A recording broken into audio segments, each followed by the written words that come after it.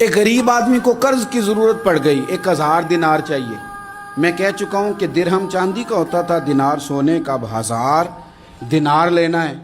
تو جس بندے سے اس نے کہا، اگرچہ وہ نیک بندہ تھا، اس نے کہا یار 1000 دینار دے دو، تو کہنے لگا کوئی گواہ ہے تیرے پاس؟ وہ کہنے لگا غریبوں کا گواہ کون ہوتا ہے؟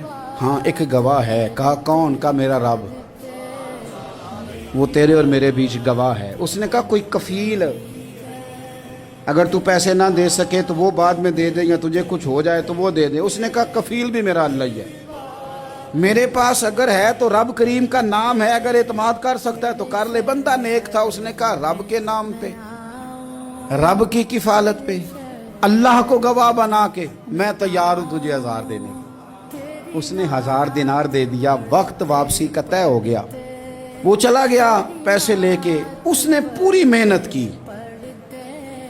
کہ میں نے وقت پہ پیسے لوٹانے، پوری محنت بھی کر لی، اللہ نے مدد بھی کر دی، پیسے بھی اس تاریخ کو اسے مل گئے۔ بعض لوگوں کا تو لوٹانے کا دل ہی نہیں نہ ہوتا۔ فرمایا حدیث پاک میں کہ تو لوٹانے کا ارادہ کر، رب تیری مدد بھی فرمائے گا۔ لیکن یہاں بہت سارے لوگ کہتے ہیں خیر ہے، ارادہ ہی نہیں، تو پھر جس طرح کا بندے کا گمان ہو رب بھی اسی طرح کا معاملہ فرماتا ہے۔ اس نے پیسے جمع بھی کر لیے اور واپس دینے کو تیار بھی ہو گیا، لیکن رستہ بحری جہاز کا تھا، کشتی کا تھا، دریا کے رستے واپس آنا تھا۔ اب وہ جب آ گیا دریا کے کنارے تو بڑی کوشش کی، پر وہاں اسے کوئی کشتی نہیں ملی۔ وقت پہ پیسے لوٹانے ہیں، سفر کرنا ہے، اب سواری میسر نہیں ہے۔ سوچ سوچ کے پریشان تھا کہ میں نے تو اللہ کے نام پہ لیے۔ اچانک دل میں ایک تجویز آئی، اس نے ایک لکڑی لی، لکڑی کو اندر سے کھولا، 1000 دینار اس میں بھرا۔ بخاری پڑھ رہا ہوں، اور ساتھ ایک خط بھی لکھا کہ یار میں پیسے پہنچانا چاہتا تھا پر مجھے کوئی چیز نہیں ملی دریا کے اس پار آنے، اللہ کے نام پر تیری طرف روانہ کر رہا ہوں۔ اور یہ کہہ کہ وہ لکڑی دریا میں رکھ دی۔ وہ لکڑی ڈوب گئی ہے، واپس آ گیا۔ وہ جس نے پیسے لینے تھے وہ عین مقررہ وقت پر دریا کنارے آیا۔ صبح سے سر شام تک اس نے انتظار کیا۔ دل ڈھلنے لگا تو دل میں خیال آ گیا کہ یار نہیں، اس نے دینے ہی نہیں، جھوٹا وعدہ کر گیا، پہنچا ہی نہیں وقت پہ۔ اب جب واپس لوٹنے لگا تو اچانک دریا میں ایک لکڑی تیرتی ہوئی دکھائی دی۔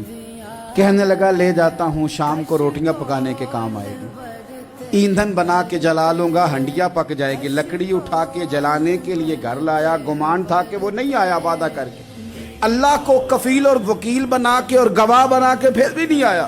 لکڑی لے کے گھر گیا، بخاری ہے، اور جب اس کو چیرا نہ کہ میں اس کی آگ جلاؤں گا، کھولا تو اندر سے 1000 دینار بھی نکل آیا، خط بھی نکل آیا۔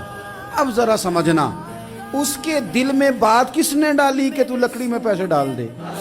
اللہ نے۔ اس بندے کو مقررہ وقت پہ کنارے بھیجا کس نے؟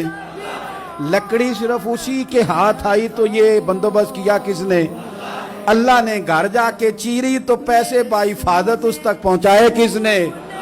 تو پھر ہمیں بھی توجہ اللہ کی جانب بھی کرنی چاہیے، ہمارے پہ دل کی توجہ رب کی طرف ہی ہونی چاہیے نا۔ ہمیں ادھر ادھر جانے کی، دیکھنے کی، بندوں پر غور کرنے کی ضرورت کیا ہے؟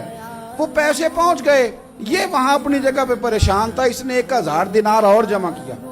پھر دوبارہ ایک دن دریا کنارے آیا، کشتی مل گئی، بیٹھ کے اپنے اس بھائی کے پاس آیا، کہنے لگا دیکھنا مجھ پر بدگمان نہ ہونا، پیسے اس تاریخ کو بھی جمع کر لیے تھے، دریا پہ آیا تھا پر کشتی نہیں ملی تھی۔ پھر میں نے نا لکڑی میں ڈال کے، خط ڈال کے تیری طرف بھیج بھی دیے تھے، لیکن آج میں پھر لے کے آ گیا ہوں۔ وہ کہنے لگا خوش ہو جا، جس رب کو تو نے میرا اور اپنا گواہ بنایا تھا اس رب نے میرے تک پہنچا بھی دیے ہیں۔